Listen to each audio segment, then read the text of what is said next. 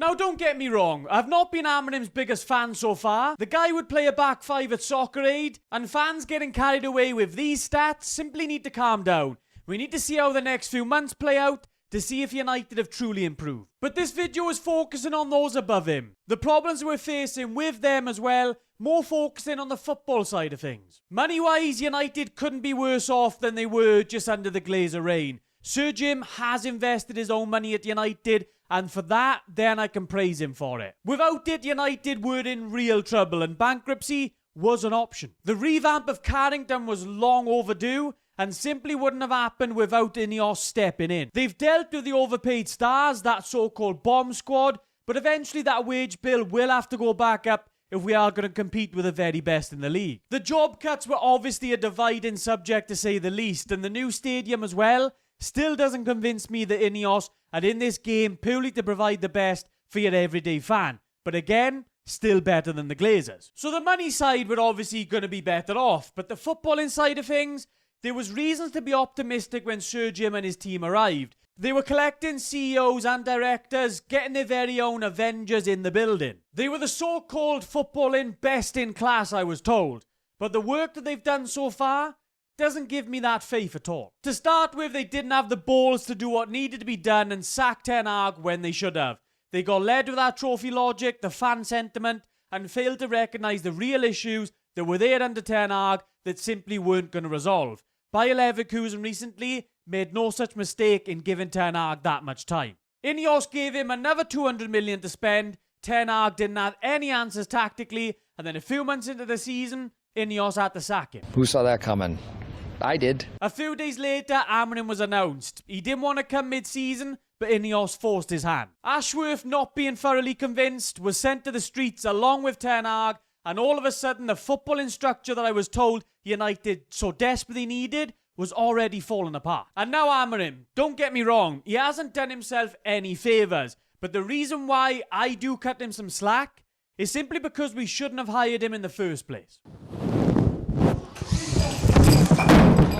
United squad at the time of hiring Amorim, and even still now after a couple of transfer windows, doesn't suit the back five. We're forcing players like Ahmad and Fernandez wildly out of position to accommodate it, even forcing a player like Mino to hold bench. In meetings with Sir Jim and co, Amorim would have obviously explained his stout principles, how it's that 3-4-2-1 and nothing else. Liverpool quickly ran away from it, but United decided that was the direction we wanted to take the club in. We've spent another 200 million, we still don't have any real suitable wing-backs.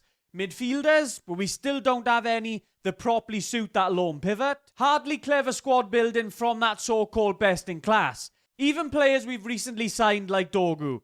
That man is a full-back. He ain't no wing-back. How many more years, how much more money are you going to plough into a manager and a system that we don't actually know are going to work in the Premier League long term? Cunha and Mbeumo, absolutely top-notch players. But apart from that meek effort to get Baleba in at the end of the transfer window, United did very little to address the glaring issue we've got in this squad. The midfield. I'll use this analogy. I'm an NFL fan and a New York Giants fan. Much like United, the Giants have absolutely fallen off in the last 10 years. So you can imagine my pain on both fronts there. Where was the pain, Jameis? Yeah, just pain. It was pain everywhere. The Giants have had a glaring issue for most of that time, their defensive line. Yes, they've added some flashy attacking options, particularly in neighbours in the draft, but they've once again neglected the hard-working, gritty positions, the bread and butter. And until they sort those positions out, then they're going to continue to suck. United adding Mbeumo and Cunha while neglecting the midfield feels exactly the same. The midfield might not be the flashiest. Whoever you sign is not going to have the goals and assist numbers to their name. But I'd argue whoever you sign in there would help a hell of a lot more. These are our midfield signings of the last decade. We know Woodward and co were clueless of the issues, but INEOS have simply followed that trend. Our starting pivot contains an aging Casemiro, who in the lone pivot, all his weaknesses are exposed. And then you add in that then his partner Fernandez, simply shouldn't be in the pivot to start with. You had one of the best creators of my generation in Fernandez and decided to play him in CDM. Fair enough as a stopgap last year, for a few games at the end of the season, yeah, that makes sense. But to go into this new, fresh season now, having Fernandes as your starting CDM, yeah, something's wrong in your head. Going further back, signing Ugarte for 40 million. A player the PSG simply didn't want. Based off some interception numbers, yeah, alarm bells again. Surely before replacing Højlund with Seško, you would sort that midfield out first. Which lineup looks better? This one or this one? You tell me. And then when you've got a director of football using this logic, then honestly, I want to hit my head against the wall. Yes, Baleba might be the plan now to go and get him next summer, sort the midfield out then.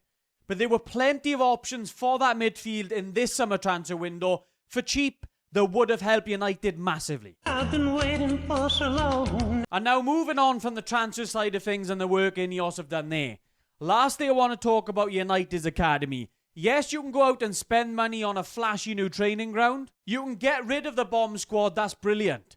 But where is it going to stop? When are we going to stop treating our academy players like City's as if they're all dispensable? Sir Jim claims to be a boyhood United fan, but if you don't understand the connection between the fans and Carrington, the whole history United have got with the academy players, then you simply don't understand the club. This ain't City. We aren't all about shipping our academy players for money.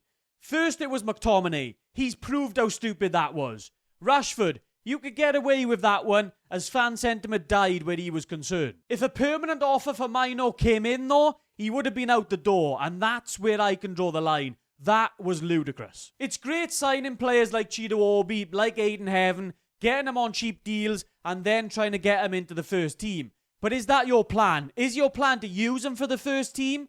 Or is it just to balance the books when they become valuable enough for United to sell them on? It's still relatively early days under INEOS, but the way they've handled a lot of these football situations, the fact that we've got a lot of the same issues in and around the football side of things, tells you all you need to know. Let me know what you guys think down in the comments down below. Maybe I'm being a bit too harsh. Yes, they've done some good work, but the football side of things under INEOS, I mean, I've just been a little bit underwhelmed.